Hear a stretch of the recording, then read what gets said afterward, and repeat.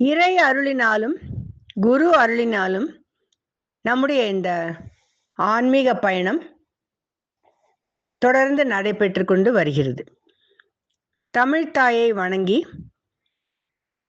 நான் மாஸ்டர் ஈகே அவரை பற்றி, அவருடைய இலக்கிய படைப்புகள் என்னென்ன அப்படிங்கிறத பற்றி இந்த ரெக்கார்டிங்கில் உங்களோட ஷேர் பண்ணிக்கிறேன்.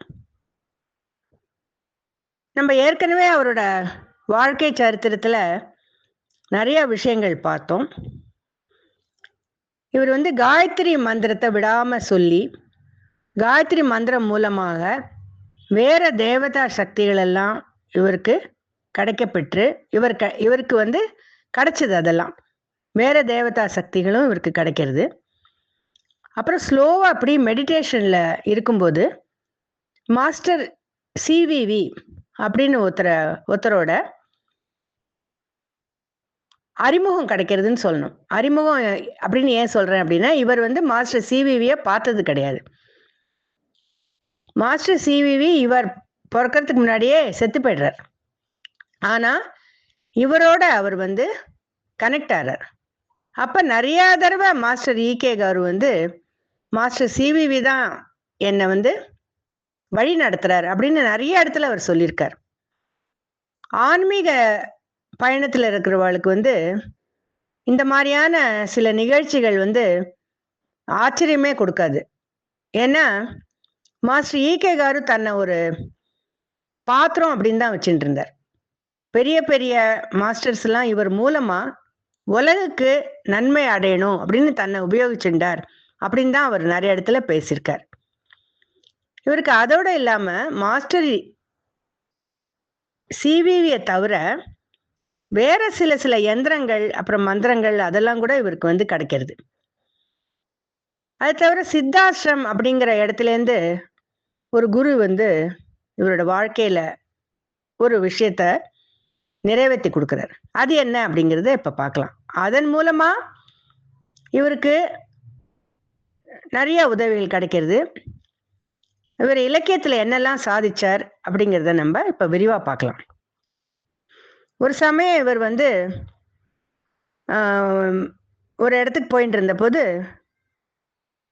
ஒரு யோகி மாதிரி ஒருத்தர் இங்க நீ என்ன தியோசாபிக்கல் சொசைட்டியில மேடம் பிளாவட்ஸ்கியோட சீக்ரெட் டாக்டரினை பத்தி பேச போறியா அப்படின்னு கேட்கிறார். இந்த சீக்ரெட் டாக்டரின் அப்படிங்கிற ஒரு புஸ்தகத்தை பத்தி நான் நிறைய என்னோட எபிசோட்ஸ்ல பேசியிருக்கேன். அந்த புஸ்தகத்தை சாதாரண மக்களால் புரிஞ்சிக்கவே முடியாது. நான் என்னோட சொந்த அனுபவத்தில் நான் லைப்ரரினா 30 வருஷம் பணியாற்றியிருக்கேன். நிறைய இடத்துல இந்த புக்கை பார்த்துருக்கேன், படிக்க முயற்சி பண்ணியிருக்கேன். ஆனால் எனக்கு ஒன்று கூட எனக்கு புரியல. அதுக்கு யாராவது அமையணும் எனக்கு அதை புரிய வைக்கிறதுக்குன்னு நான் அடிக்கடி வேண்டிக்கிறேன். இப்போ இவருக்கு அந்த சீக்ரெட் டாக்டரினை பற்றி நீ பேச போகிற இல்லை, அதுக்கு முன்னாடி பகவத்கீதா புக்கை படி அப்படின்னு அந்த யோகி இவர்கிட்ட சொல்கிறார். அப்போ இவர் சொல்கிறார், நான் பகவத்கீதாவை நிறையா தடவை படித்தாச்சு அப்படின்னு சொல்லும்போது, இல்லை நீ இன்னொரு தடவை படி அப்படின்னு சொல்கிறார். சரி, அவர் சொல்கிறாரே அப்படின்னு சொல்லிட்டு படிக்கிறார். திரும்பி அந்த யோகி எங்கே போனார் அப்படின்னு பார்த்தா, அவருக்கு அவர் எங்கே போனாருங்கிறதே தெரியல. ஆனால் அவர் சொன்னதை இவர் கடைப்பிடிச்சு இந்த பகவத்கீதா அவர் சொன்னதுக்கு அப்புறம் படிக்க ஆரம்பிட்டு சீக்ரெட் டாக்டர்னே அவர் வேற மாதிரி அவருக்கு அது புரியுறது. இல்லை, நிறைய விஷயங்கள் நம்மளோட ஒரு ஞானத்திற்கு எட்டலை அப்படின்னு தான் நான் சொல்வேன். இந்த பதிவு போடும்போது எனக்கு அப்படிதான் தோணித்து. ஏன்னா இவர் எப்படி மெடிடேஷன்ல இருந்த போது ராசலீலாவை பத்தி இவருக்கு காட்சிகள் கண்ணுக்கு முன்னாடி போற மாதிரியும் 1000 ஸ்லோகங்கள் இவர் ராசலீலை பத்தி எழுதியிருக்கார். இவரோட புஸ்தகங்கள் நிறைய பப்ளிக்ல கிடைக்கிறது. அதுக்கப்புறம் ரொம்ப ஒரு விசித்திரமான, நம்மளால நம்ம இது வரைக்கும் கேள்விப்பட்டிருக்காத ஒரு விஷயத்தை பத்தி இவர் எழுதியிருக்கார். ஸ்ரீரங்கத்துல திருவல்லிபுத்தூர்லேருந்து ஆண்டாள் ஸ்ரீரங்கத்து பெருமாளோட ஸ்ரீ ரங்கநாதரோட ஐக்கியமாறான்னு நம்ம ஆண்டாள் சரித்திரம் பற்றி கேள்விப்பட்டிருக்கோம் இல்லையா? அது எந்த மாதிரி ஆச்சு. ஆண்டாள் வந்து ஒரு பூமியில இருக்கிற ஒரு உடலுடன் கூடிய ஒரு பெண். ஆனால் ரங்கநாத பெருமாள் சிலை வடிவத்தில் இருக்கிற கடவுள். இது எப்படி வந்து ஐக்கியம் ஆறா அப்படிங்கிறத பத்தி அவர் ஒரு புஸ்தகத்துல வந்து விரிவா எழுதினதா நமக்கு தகவல் கிடைக்கிறது. இதுக்கு வந்து நமக்கு தெலுங்கு பாஷை தெரியணும். அதுக்கப்புறம் அந்த புஸ்தகத்தெல்லாம் நம்ம படிச்சு தெரிஞ்சுக்கலாம். அந்த மாதிரி ஒரு விஷயத்தை பத்தி கூட நமக்கு கிடைக்கிறது. அந்த அந்த விஷயத்தை பத்தி நமக்கு தகவல் கிடைக்கிறது. அதுக்கப்புறம் அந்த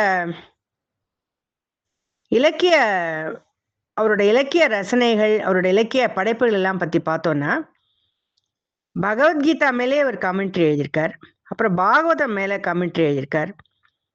அப்புறம் இவரோட அந்த படைப்புகள் எல்லாம் பார்த்து தெலுங்கு தேசத்துல கவி சாம்ராட் அப்படின்னு சொல்லக்கூடிய விஸ்வநாத சத்யநாராயணா அப்படிங்கிறவரே இவரோட அந்த புலமையை வந்து மெச்சினதாக நமக்கு தகவல் கிடைக்கிறது.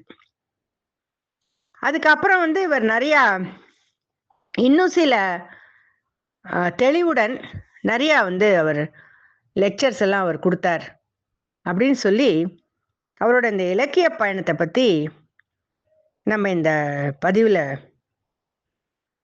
விரிவா பார்த்தோம்.